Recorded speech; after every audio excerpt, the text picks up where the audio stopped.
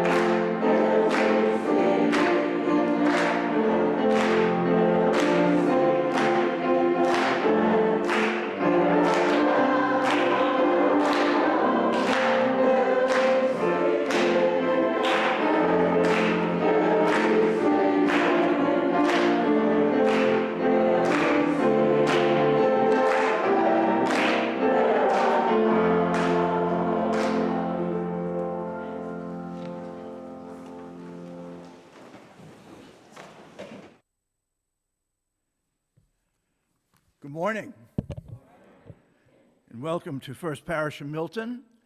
My name is Tom Kemp, and I'm a member of the worship committee.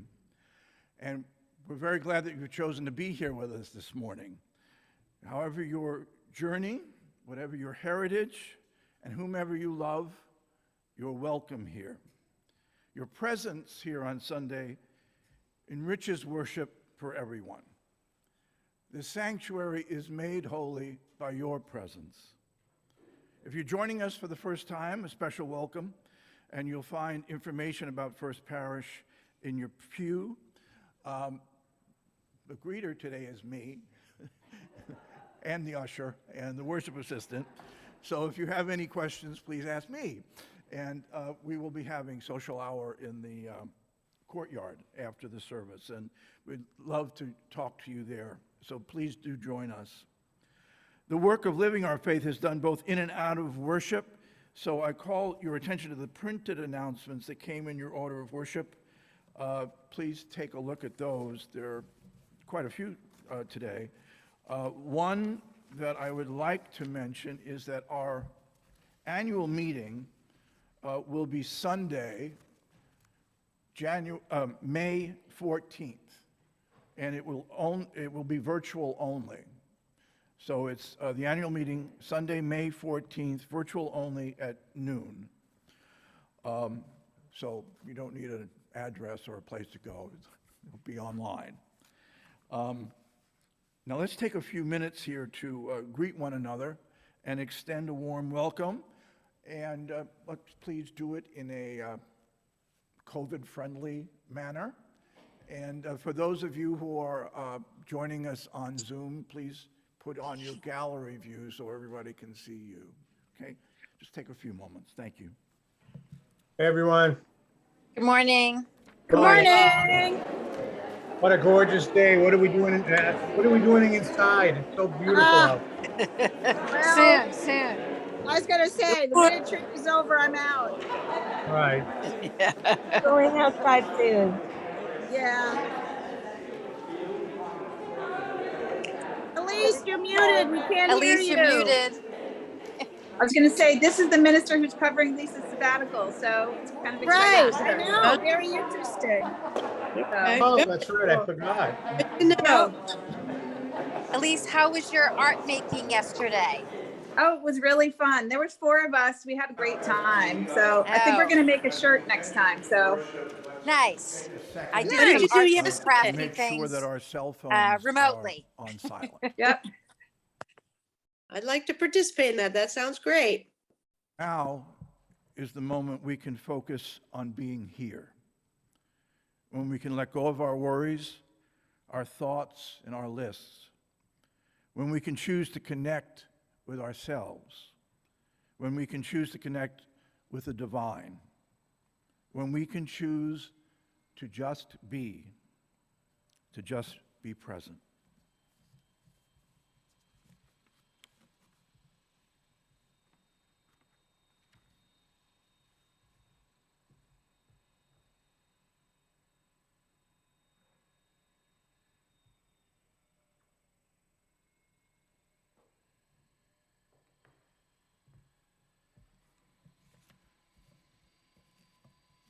Each Sunday, we light our chalice as a reminder that even in an increasingly unpredictable and extremely dangerous world, the flame continues to shine, a corner of warmth and awareness where we, the members of this faith community, can find comfort, support, and connection to one another. And please join me in the unison call to worship. Come, let us gather. We gather to celebrate the sacred within and among us.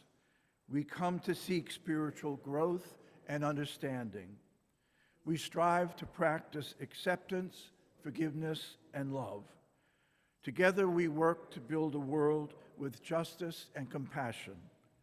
Come, let us gather together.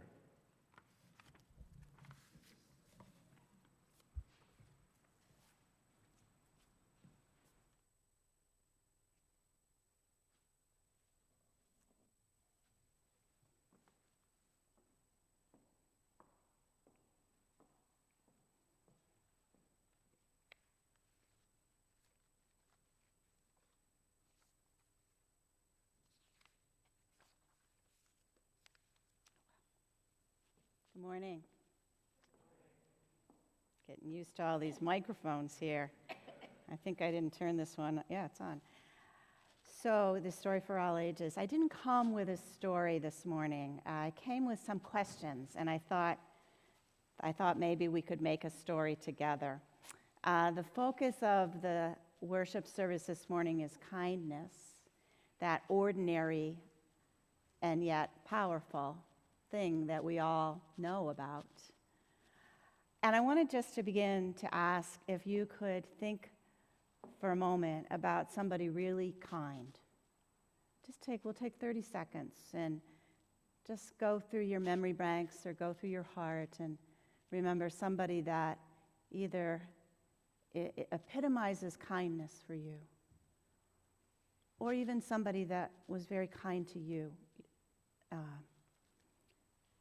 even if you didn't know them, but you remember that. So let's take a moment and go back and go into the land of kindness.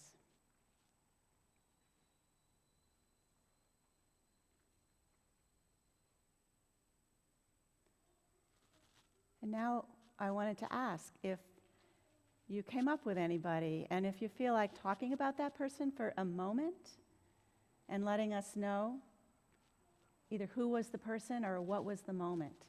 And I will bring you this microphone, and you can share. Anybody want to do that? Oh, you're my BFF. What's your name? Susan, there you go. Tell us. My best friend and Johnny, I was mad because we were doing soccer and our team kept getting into arguments, and she made me feel better.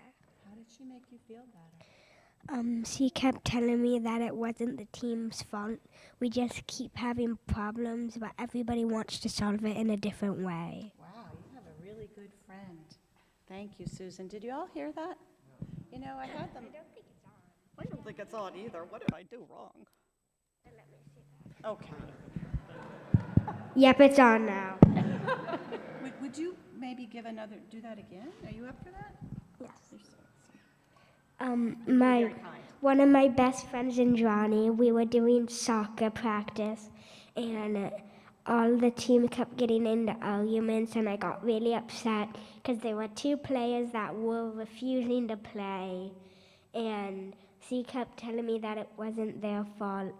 It's just that the team kept having problems, and everybody wanted to solve it their way. Thank you. And what is your friend's name? And Johnny. Thank you, Susan. That was a great example of somebody who could really notice what was going on and help you. Would somebody else like to talk about somebody kind?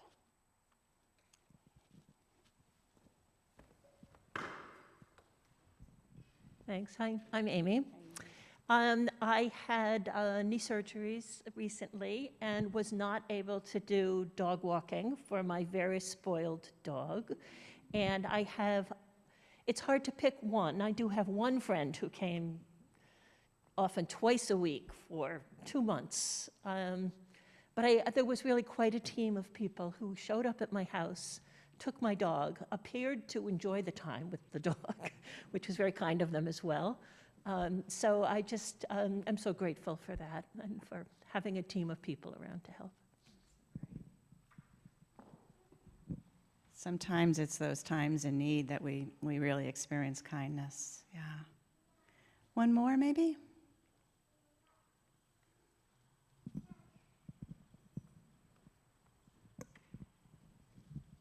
My Aunt Ellie, 40 years ago almost,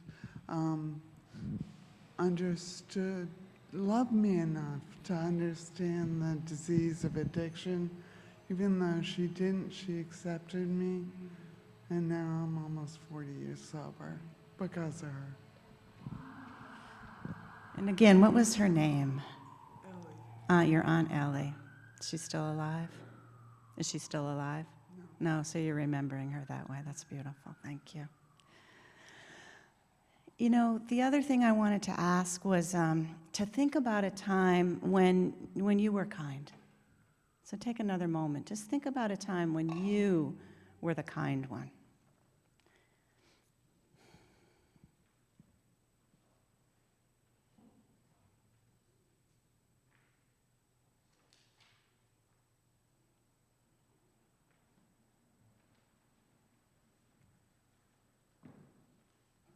And we have a volunteer to talk about that. Here you go, and tell us your name. My name is Anne, and one time me and my sister were at 7-Eleven, and she really wanted to buy something, but she didn't have enough money for it, so I gave her a little bit of my money so she could buy it. That's very kind. I still remember and you still remember that. How did you feel when you did that for your sister? Really good, and I felt like a nice sister. Because you were. Anybody else want to share a time when they were kind? Don't be shy.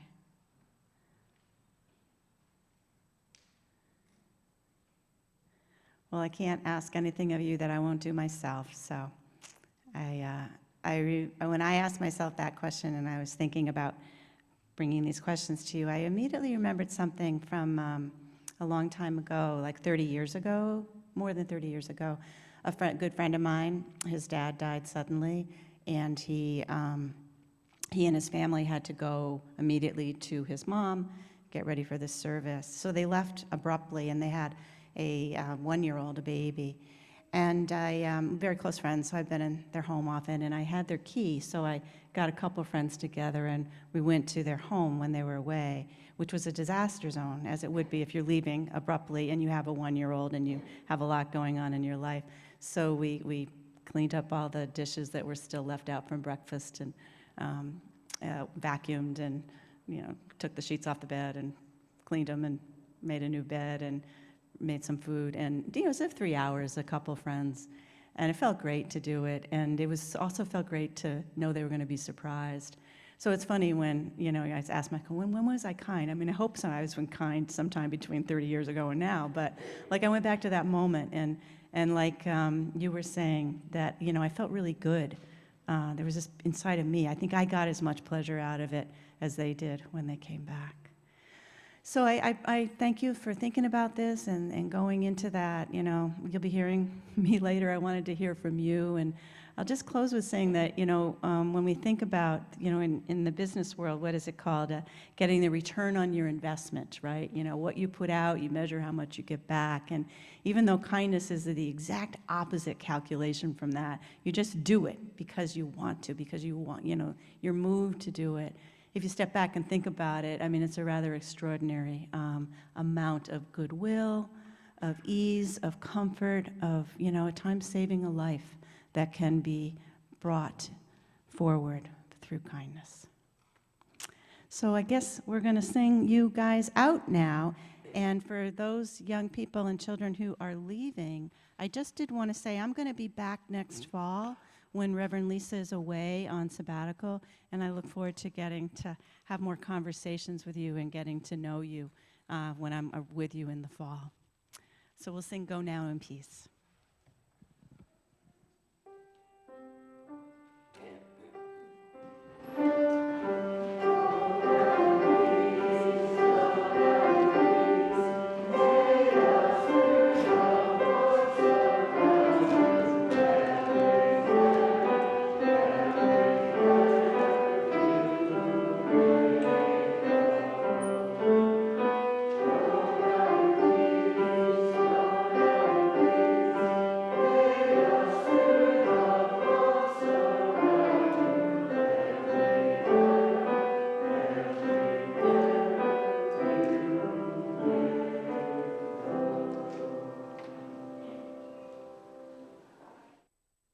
So glad you have a time of silence in your worship service, which is now. So let us give ourselves over to something that is so precious and rare and yet so available and free to us, that being silence. We begin and end with the sound of the chimes.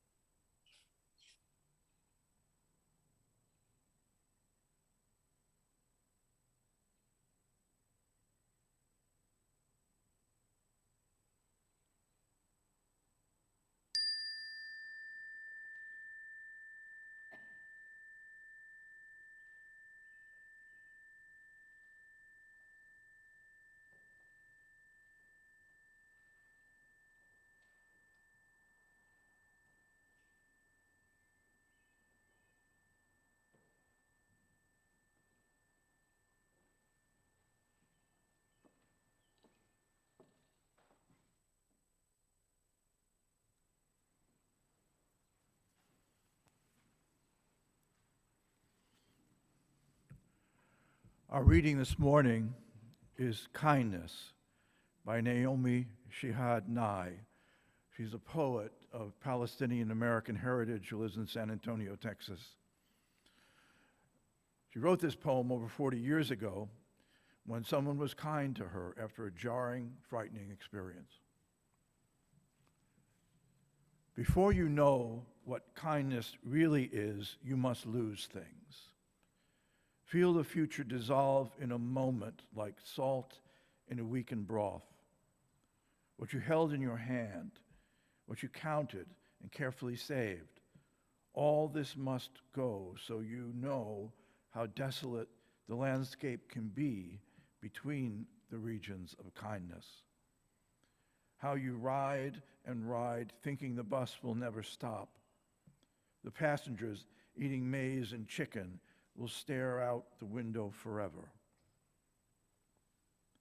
Before you learn the tender gravity of kindness, you must travel where the Indian in a white poncho lies dead by the side of the road. You must see how this could be you, how he too was someone who journeyed through the night with plans and the simple breath that kept him alive. Before you know kindness as the deepest thing inside, you must know sorrow as the other deepest thing. You must wake up with sorrow. You must speak to it till your voice catches the thread of all sorrows and you size the cloth. Then it is only kindness that makes sense anymore. Only kindness that ties your shoes and sends you out into the day to gaze at bread. Only kindness that raises its head from the crowd of the world to say, "It is I you have been looking for," and then goes with you everywhere like a shadow or a friend.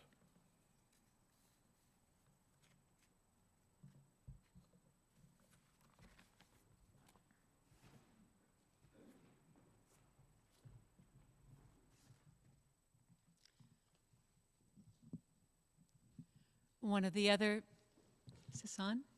One of the other translations of the song Bonse Abba is, "All that sing have the right to be called the children of God." And today we also rejoice in the beauty of singing, especially singing in person instead of on Zoom. And I also want to thank Dottie and Patricia for their kindness in agreeing to sing a song in Zambian. And we have a drummer. He was asked just today as we walked in to play the drums. I am taking Rosemary Zander's place, and he is playing the drums in my place. So a little bit of shifting here. Kindness. Kindness. Kindness from everyone. He's kind.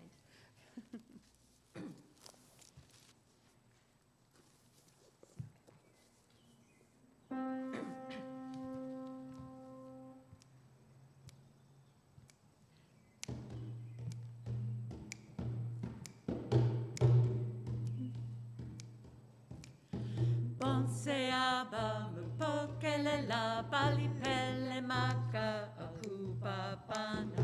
Bonse aba mupokele la bali pele maka akupa pana. Bonse aba mupokele la bali pele maka akupa pana.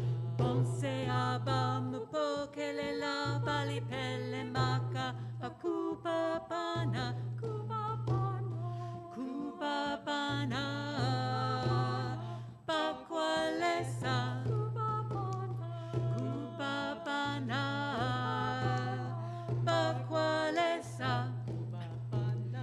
Kubabana, Kubabana, Bakwalesa, Kubabana, Kubabana, Bakwalesa, Bonseaba, Mupokelela, Balipele Maka, Kubabana, Bonseaba, Mupokelela, Balipele Maka, Akubabana, Bonseaba, Mupokelela, Balipele Maka, Akubabana, Bonseaba, Mupokelela,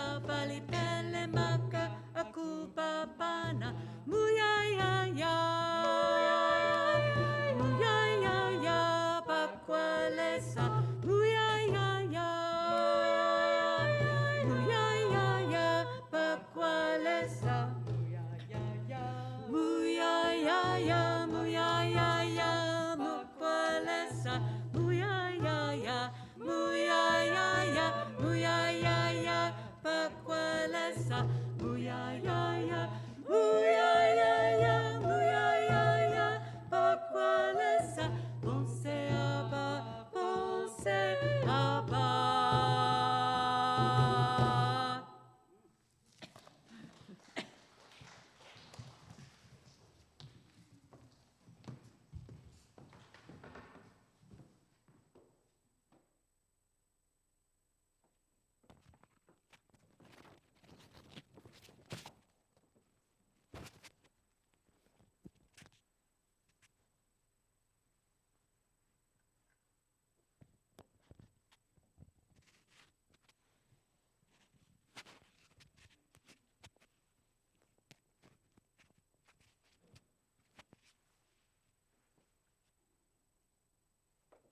Is this on?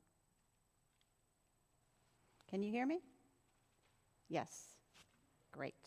Thank you.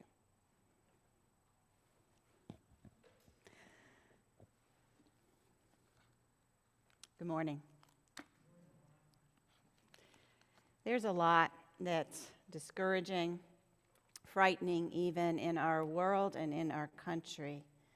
In brief, without belaboring it, the pandemic continues to claim lives and the health of many across the world, even as, thankfully, hopefully, it appears to be abating.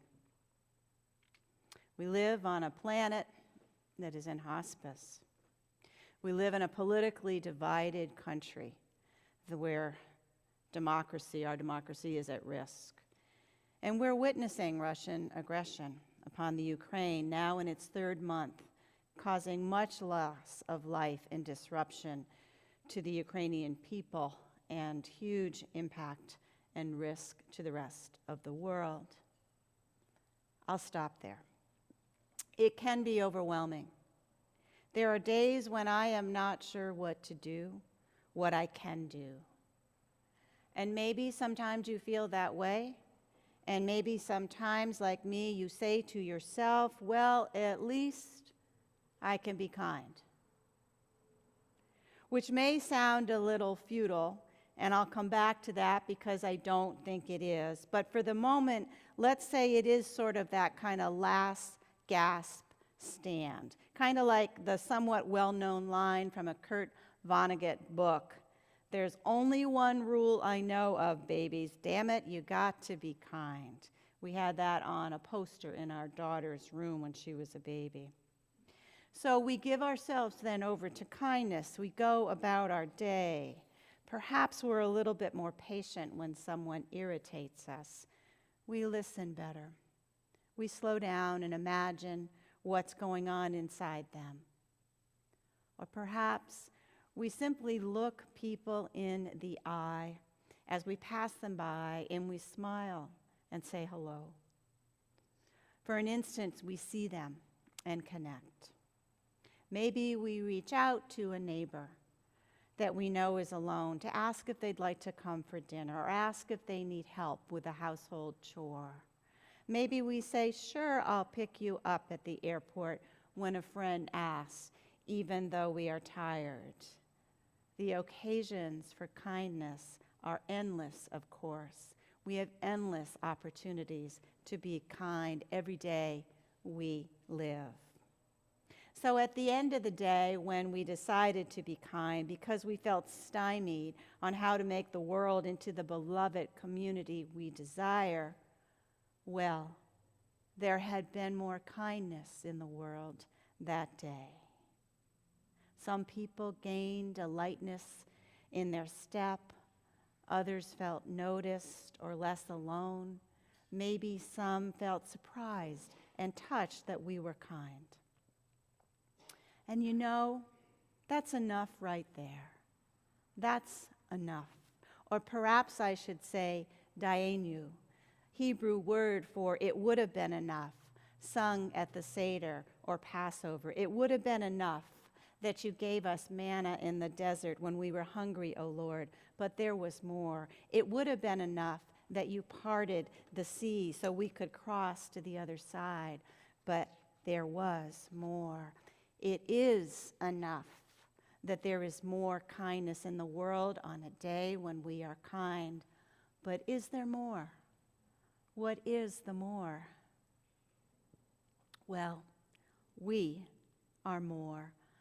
When we are kind, we are softened. The mere act of kindness reverberates in us, and we can't help but have our hard edges made pliable. And our tendency to see the world with ourselves at the center stage shifts too. Maybe just for that day, but for that day, we might see ourselves as one part of the large human drama of love and loss, not the prime actor, not a solitary performer, but one of many who need each other. Before you know kindness as the deepest thing inside, you must know sorrow as the other deepest thing.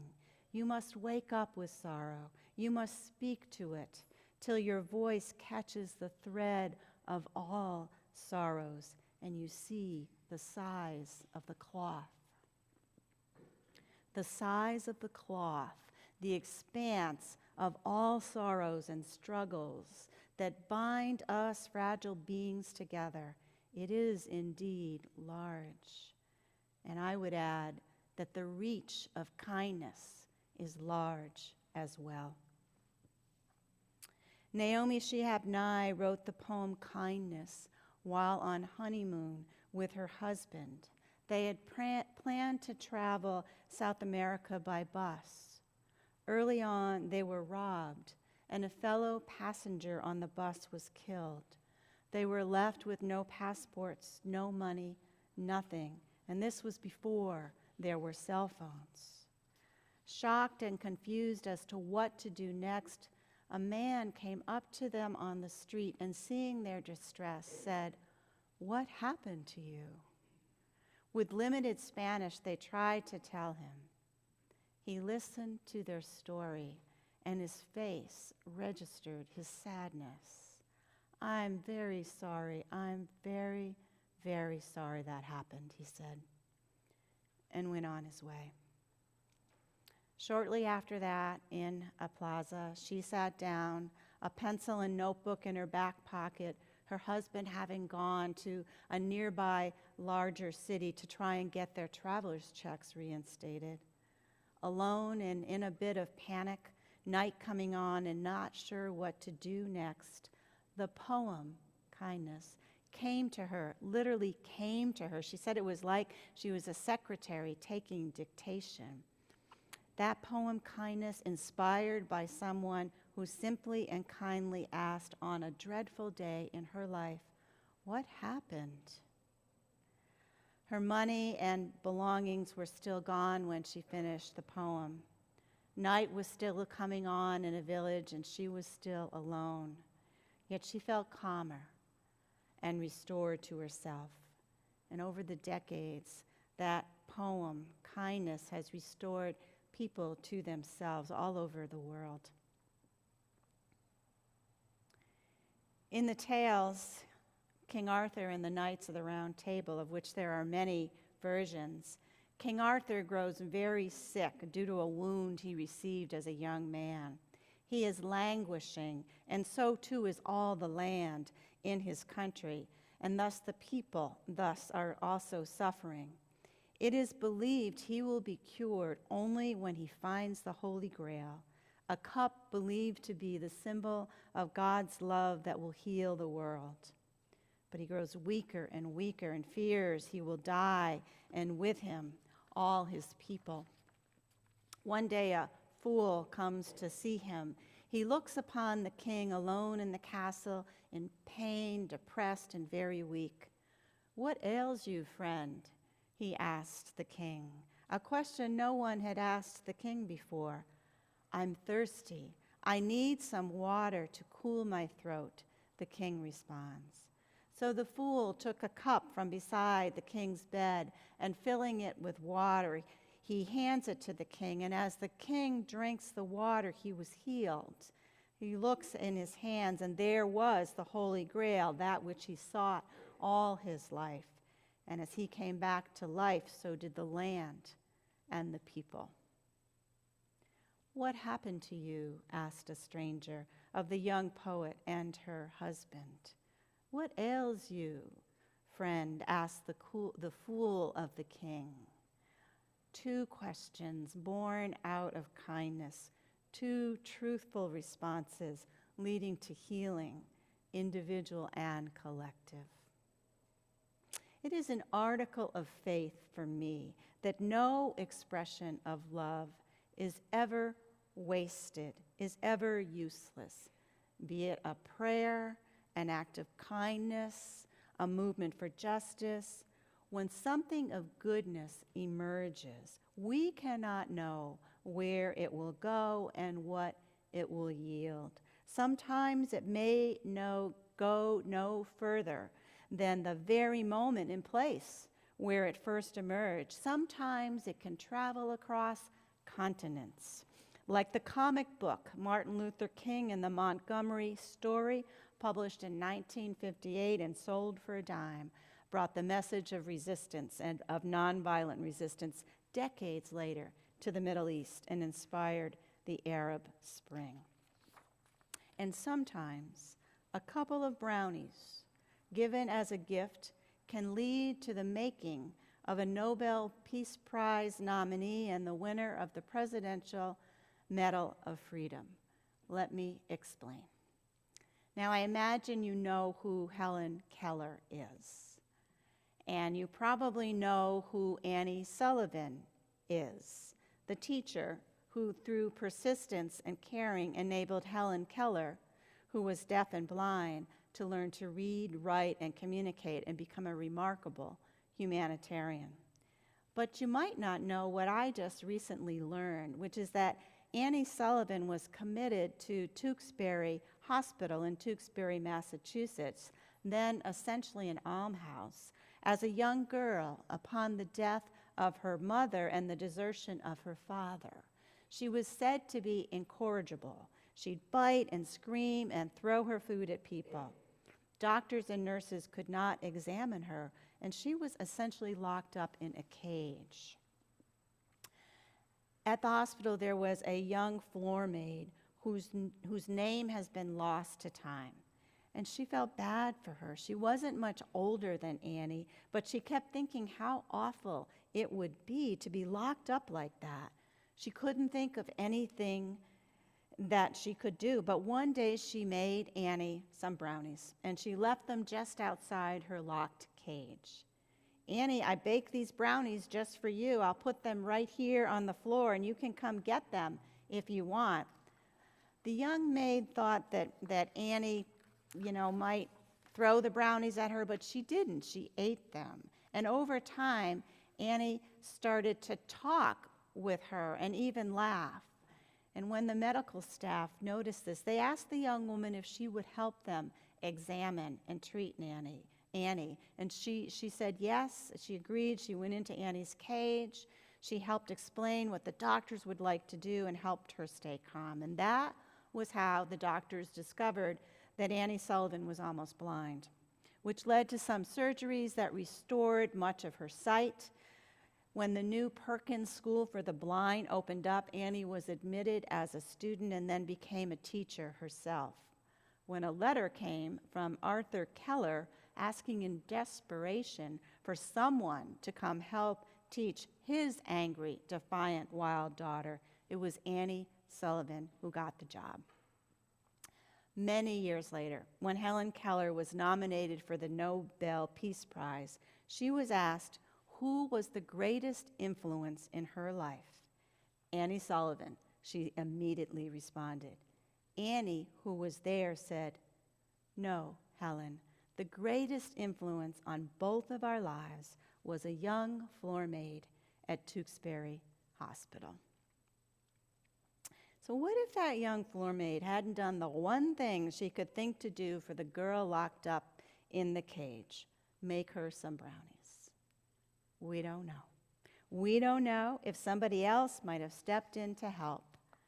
We do know she made those brownies, and that Annie Sullivan never forgot her kindness and influence on her life, just as Helen Keller never forgot the influence that her teacher and friend, Annie Sullivan, had on her. We don't know what will come from any particular act of kindness we might do, and we don't need to know. It is enough that kindness matters in the moment. It is enough to know that kindness has its way with us, softening and expanding our hearts.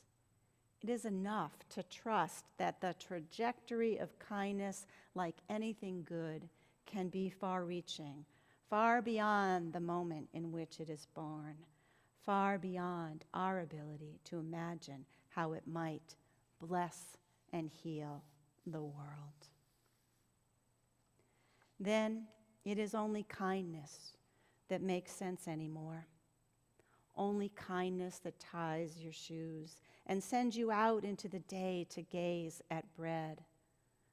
Only kindness that raises its head from the crowd of the world to say, "It is I you have been looking for," and then goes with you everywhere like a shadow or a friend.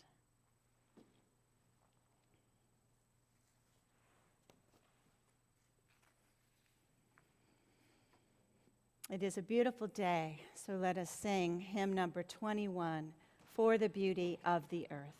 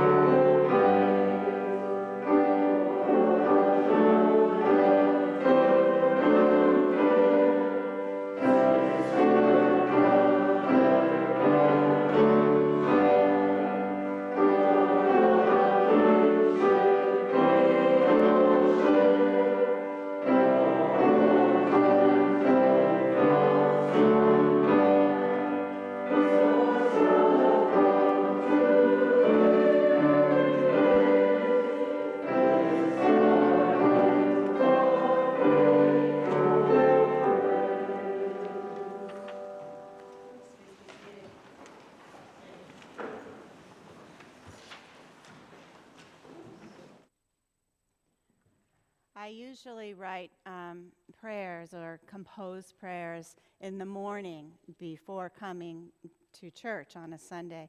So that's what I started to do this morning, and I was a little tired, and I was a little stuck. Like, okay, God, what's the right prayer? And believe me, I didn't hear a voice, but I was like, what I sensed was you forgot something, Tricia. I'm like, I forgot something? And it was like, well, you forgot about kindness to yourself. I'm like, oh, that's a lovely little spiritual message there. And then I immediately thought of this prayer poem of Teresa of Avila, a mystic in the 16th century in Spain. It's called When the Holy Thaws, and I would like to share that with you because it seems it's meant to be shared this morning. A woman's body, like the earth, has seasons. When the mountain stream flows, when the holy thaws. When I am most fragile and in need, it seemed then God came closest. God, like a medic on a field, is tending our souls. Our horns get locked with desires, but don't hold yourself too accountable, for all desires are really innocent. That is what the compassion in his eyes tell me. Why this great war between the countries inside of us? What are all these insane borders we protect? What are all these different names for the same church of love we kneel in? For it is true, together we live, and only at that shrine where all are welcome will God sing loud enough to be heard.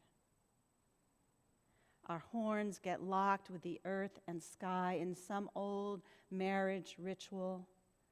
So what? Don't worry. We should be proud of ourselves for everything we helped create in this magic world. And God is always there. If you feel wounded, he kneels over this earth like a divine medic, and his love thaws the holy in us. O Holy One, give us, we pray, the grace to forgive ourselves, accept ourselves, love ourselves, and to extend kindness to ourselves as easily and cheerfully as we do for others. Help us to remember that we are no less in need of kindness and no less worthy than anyone. Amen.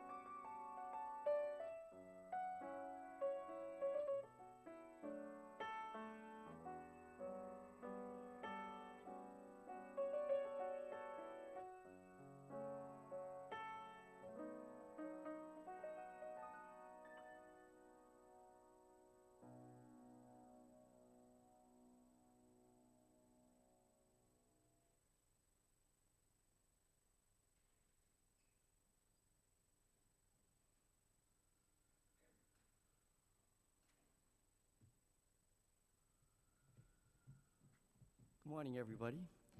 I'm Pat Gallivan. I'm on the Social and Environmental Justice Committee, And for 15 years, First Parish has been supporting the Louis D. Brown Mother's Day Walk for Peace. There are 3 ways you can get involved in this. You can come and walk with us next Sunday morning in Dorchester. We'll be leaving from Fields Corner. And there are 2 ways you can donate to the event. Today we're going to be having a Share the Plate where the proceeds will go to Louis D. Brown. And also we have a web page. They have a web page, and First Parish UU Milton is one of the selections you can make to donate online. Today we have Kamal Oliver to speak a little bit about the work of Louis D. Brown.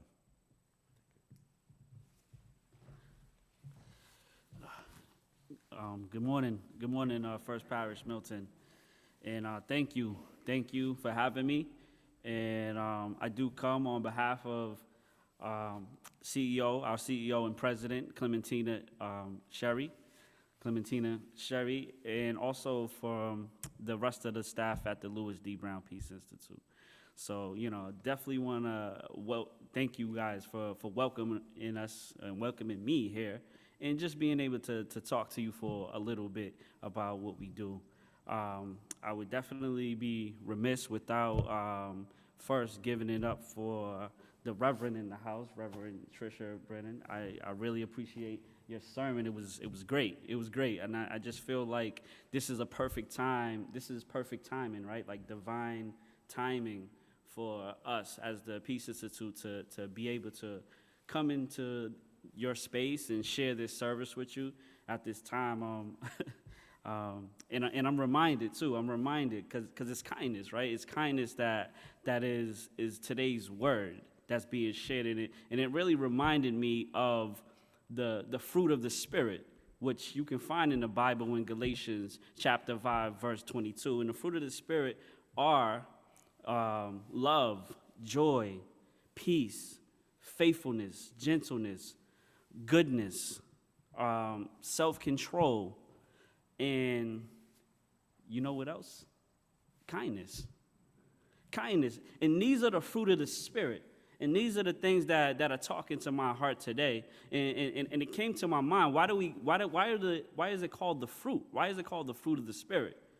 Because fruit is nourishing. Fruit is something that is sweet, something that gives you vitamins and minerals and fiber, the things that your body needs, right, to continue to thrive on in this life. So it's sweet. It's a sweetness. It's the sweetness that we need. It's something that helps us to continue going on in this life that we travel. So kindness is really speaking to me today. And I just thank you all for allowing me to come here and share, in your kindness, which leads me to why I'm here. So every year we do what's called the Mother's Day Walk for Peace. Many of you know about it, but for those who don't, understand that this is our biggest fundraiser of the year. And if you don't know about the Peace Institute, allow me to tell you that we are a center for healing, teaching, and learning for those impacted by murder, trauma, grief, loss, incarceration, COVID-19. All of these things that people go through and deal with on a traumatic level, we're here to support them and provide services for them. And our vision at the Peace Institute is to create, and not only create, but also sustain an environment where all families are valued and everyone can live in peace. So this is what the Peace Institute is all about. And we're not funded by any government agency or any private agency. We're funded by you, the people. We're funded by donations that we're able to collect, as the year goes on. So this is what we do. And the funds that we get are unrestricted. They're unrestricted for things like our services to the families, our advocacy for our communities, and also for training and education for our society. And what that means is when it's unrestricted, see, we get grants, but with the grants say, all right, this is what you can use this money for, and you're stuck within that parameter. So with the funds that we raise from the walk are unrestricted, so we're able to help families that are in need. Every family that comes to us that suffers from homicide, we don't charge them. Everything that every piece of service that they receive is free. It's free to them. And that only comes from your kindness. The kindness of you, the kindness of the rest of our community coming together and putting our money where our mouth is, really, to say that we're here for you. That is an awful thing that you went through. And I'm here to be kind. What is kindness? Kindness is simply being friendly. It's being considerate. It's being nice to somebody else that you don't have to be. You really don't. But we're called. This is a fruit of our spirit. This is something that is in us. And we're called to be kind. So I'm here today on behalf of the Louis D. Brown Peace Institute and on behalf of all the families that we serve, asking you for your kindness. Be kind to us, be kind to the families that are suffering from murder, trauma, grief, loss, homicide. And I would just, we just truly appreciate you. Thank you. Thank you for your time.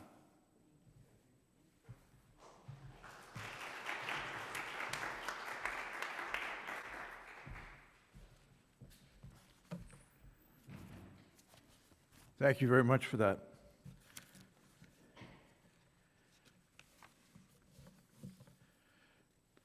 And as Pat and Kamal mentioned, today's offering will be going to the Lois Brown Peace Institute. Some of you know how to do this.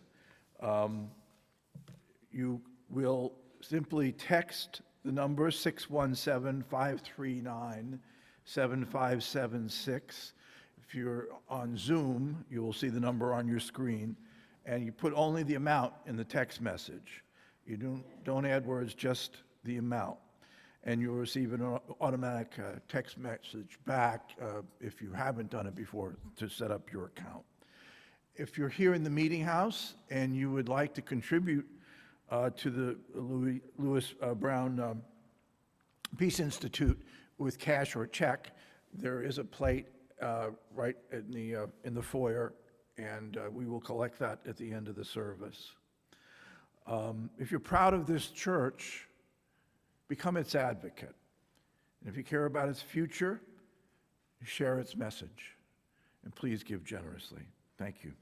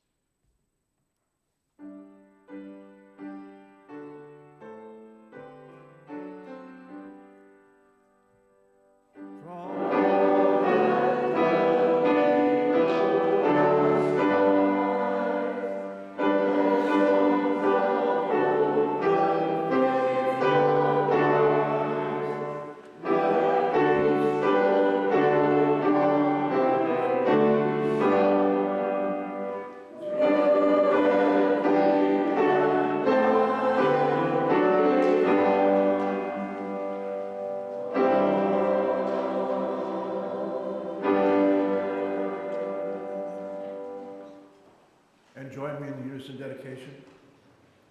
May these gifts be transformed into strength for this faith community, into comfort, food, and shelter for those in need. And may we be transformed by generosity. And please remain standing for our closing hymn, number 1021 in the teal hymnal. Lean on me.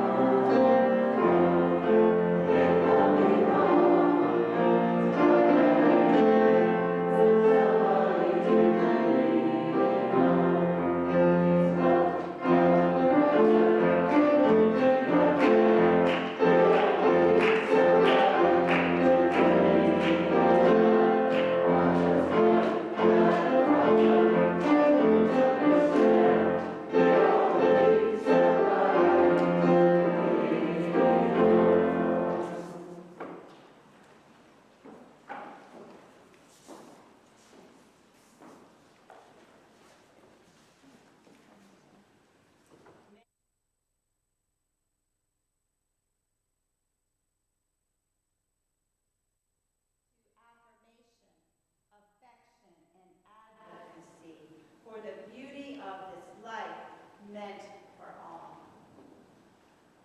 Our service is ending. Go in peace. Walk in kindness.